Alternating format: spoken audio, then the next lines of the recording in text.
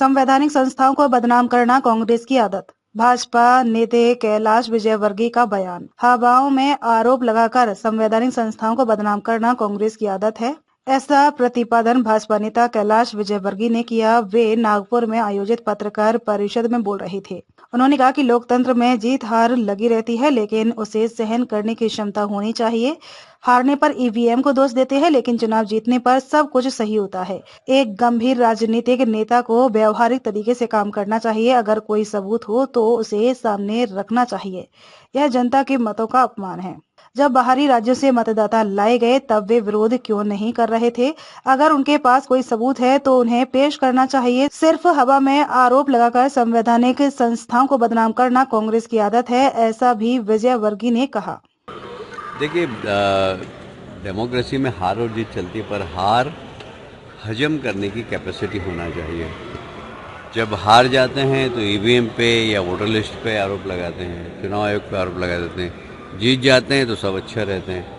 तो ऐसा थोड़ी होता है कि मीठा मीठा गप और कड़वा कड़वा हो। आखिर आपको एक गंभीर राजनेता की तरह काम करना चाहिए, व्यवहार करना चाहिए और बयान देना चाहिए। यदि आपके पास प्रूफ हो तो बताइए, पर इस प्रकार सिर्फ आरोप लगा के हल्के फुल्के में किसी बात को या अपनी हमारी संवैधानिक संस्थाओं को बदनाम करना, मैं समझता हूँ ये प्रजातंत्र के साथ भी खिलवाड़ है, जनमत के साथ भी खिलवाड़ है। आप जनता का अपमान कर रहे हैं। जनता ने जनमत दिया है और उस जनमत में आप यदि हारे हैं तो उसको स्वीकार करिए। उनके कांग्रेस की जहाँ की जो स्थानिक नेता है वो दावा कर रहे हैं कि जो आजू बाजू वाले स्टेट है वहाँ से मतदारों को लाया गया है। भाई उस समय वो क्या कर रहे थे? उनको आरोप लगाना था। उनके पास वीडियो हो तो बता दें। चारों तरफ तो आजकल सीसीटीवी कैमरे लगे हुए हैं। सिर्फ हवा में आरोप लगाकर संवैधानिक संस्थाओं को बदनाम करना, प्रजातंत्र को बदनाम करना, ये कांग्रेस की आदत है। मैं समझता हूँ इसकी हमें निंदा करना चाहिए। देवेंद्र फडणवीस जी ने कहा था कि ये कवर फायर है।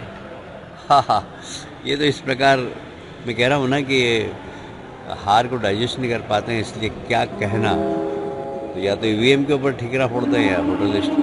मदरसों में देश विरोधी कार्रवाई चल रही है, उसकी चौकसी होनी चाहिए, ऐसे नीतीश राणे का कहना है। आप कैसे देखते हैं इस बयान? देखिए, गुप्तचर एजेंसी अपना काम कर रही है और ये बात सही है, कई जगह प्रमाण मिले हैं। मैं नीतीश राणे जी की बात का समर्थन नहीं करता हूँ पूरी तरीके से।